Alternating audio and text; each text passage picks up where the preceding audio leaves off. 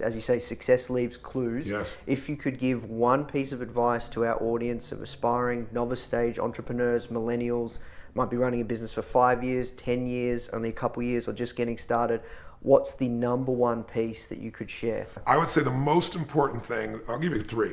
The most important thing first is if you're going to succeed in business, you have to know who your ideal client is. Who is the client that is your ideal, that if you built your business on that, it would grow? If the economics of the economy dropped, they'd still buy from you.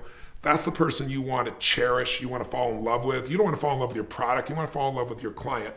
And you want to know more about them than anybody else. Because I always say life is the dance between what you desire most and what you fear most. So if you can expand your desires and break through your fears, you expand your life massively. So for the people that are really watching, I think the more you know about those needs, if you can do more for them than anybody else, then you go to the second piece, which is add more value than anyone in your industry. If you do more for others than anybody else, and you don't just do it for a day or a week or a month, you do it, like I always tell people, most people overestimate what they're going to do in a year, but they underestimate what they can do in a decade or 2 or 3.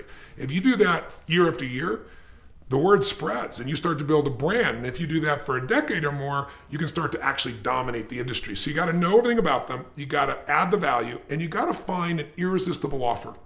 TOMS Shoes, irresistible offer. He took a product, quite frankly, product's not very good at all, but the offer is really great. Now, if I buy and wear these crappy shoes, you'll get another pair and you'll give them to someone who doesn't have shoes, I'm in. And now a bunch of people, they're doing it with glasses and things of that nature.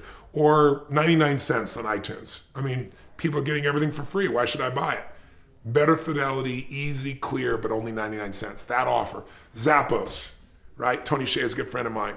He comes up and he joins the founders, and they're living in this little house up in San Francisco, and they're totally frustrated. We're spending all this money and we're trying to sell women's shoes online and it's not working. How come? Well, they got to try them on. And well, they aren't doing it because they don't want to spend the money on shipping it. And Tony Hsieh changes the offer. He says, look, we're going to let people order as many shoes as they want. We're going to pay for all the shipping. And if they don't like any of them, we can send them back and we pay the shipping back. Now, if you're the investor in the company, what do you say to that? Are you crazy? We're going to go bankrupt because you don't understand our ideal customer, these women. They have a different relationship to shoes than you and I do. Women say shoes equal happiness. A woman could put on one shoe, she's one woman. She changes shoes, she's another woman, right? And he said, they're going to get these shoes and we're going to pay to get them there. They're not going to send them back 99% of the time because if they like the shoe, even if it doesn't fit, they'll convince themselves it'll fit in the future, right? And when I talk about this in like big seminars, women are laughing, raising their hand, going, yeah, high five, and it's true.